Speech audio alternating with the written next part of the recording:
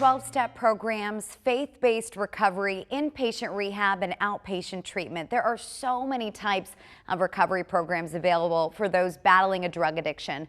But one program is taking a different approach, using medication along with therapy to treat the problem.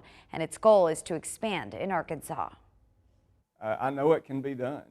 I know that when you get in a hole, you can get out if you really want to. For nearly a decade, now 53-year-old Randy Wood battled an opiate addiction. I was eating them like Skittles. His drug abuse stemmed from a ski accident in the early 2000s. He began abusing his prescription medications, bouncing in and out of rehab. And that medicine took over a part of my life that I didn't know was possible to be taken over. Hey, Randy. In 2008, his doctor told him about medication-assisted treatment, or MAT, which combines medication and therapy to treat substance use disorders. Medication-assisted treatment is really utilizing medications that prevent craving and withdrawal in most instances. The two most common are methadone and buprenorphine.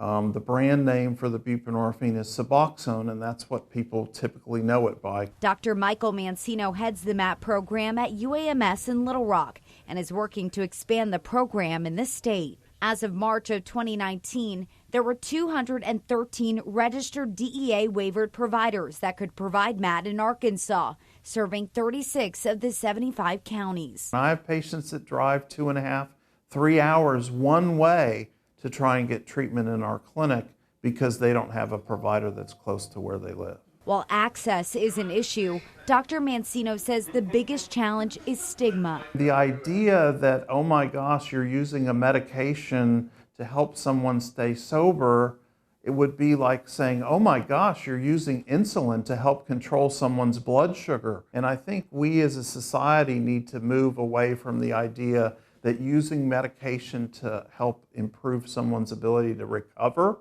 And that's why we have the counseling component, because we do see this as a recovery program, not just a medication. There you go. For Wood, stigma is the furthest thing from his mind. He says after 11 years, he's still sober and credits the program for helping him get there. It basically saved my life.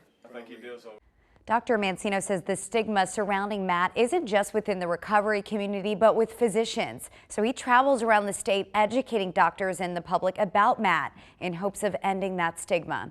As far as cost, some insurance providers and Medicaid will cover the treatment. However, Mancino hopes to have all providers in the state on board within the next several months.